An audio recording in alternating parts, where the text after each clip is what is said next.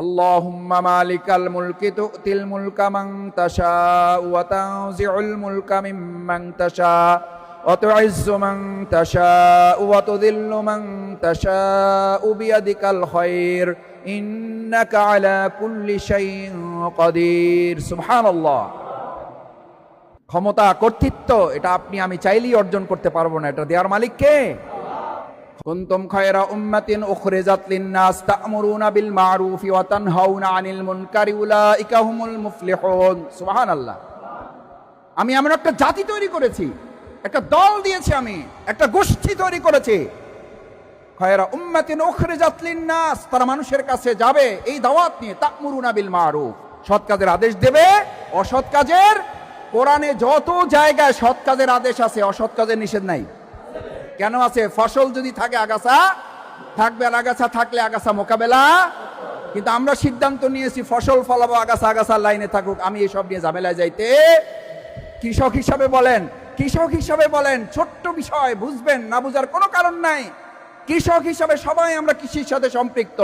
আপনি যদি শুধু ফসল নিয়ে ভাবেন, আগাছা নিয়ে কোনো চিন্তা না করেন, তাহলে শেষ পর্যন্ত খেতে ফসল থাকবে না, আগাছা থাকবে। আমাদের সমাজেও এখন কি থাকতেছে? কয় যে ভালো লোক তো আছে, সমস্যা যাইতেছে না কেন? মুসল্লি তো মসজিদে বাড়তেছে, সমস্যা কমতেছে না কেন? কমবে কেন? আপনি খেতে গিয়া যদি আগাছা দমন করে, আগাছা মূলোৎপাটন করে জমিতে ফসল রক্ষা করা যদি আপনার দায়িত্ব হয়, তাহলে এই মসজিদ থেকে বের হইয়া এই সমাজের অন্যায় দূর করাও আমার আপনার দায়িত্ব হবে না? হবে না? যদি দায়িত্ব না হয়, তাহলে রাসূল সাল্লাল্লাহু আলাইহি সাল্লামের হাদিস ভালো করে কান খুলে শুনে রাখেন। ক্বালা রাসূলুল্লাহ সাল্লাল্লাহু আলাইহি ওয়াসাল্লাম মাসাজিদুহুম আমিরা, একটা সময় আসবে মসজিদ মুসল্লিতে পরিপূর্ণ হবে। ওয়ালাইসা ফীহিম ওয়া হিয়া খারাবুম মিনাল হুদা, ওই মসজিদে হেদায়েত খুঁজে পাওয়া যাবে না। ওয়ালাইসা ফীহিম মুমিন, ইমাম থেকে খতিব পর্যন্ত, খতিব থেকে লাইনের শেষ মুসল্লি পর্যন্ত একজন ইমানদার খুঁজে পাওয়া কঠিন হয়ে যাবে। আল্লাহ হেফাজত করুন। এই 1400 বছর পরের পৃথিবীর দিকে তাকিয়ে রাসূল সাল্লাল্লাহু আলাইহি ওয়াসাল্লাম আয়নায় দেখে যেমন মানুষ কথা বলে, রাসূল সাল্লাল্লাহু আলাইহি ওয়াসাল্লাম এই সমাজের চিত্র দেখে তেমন বলেছেন, মাসাজিদুহুম আমিরা, একটা মসজিদ না, মাসাজিদ।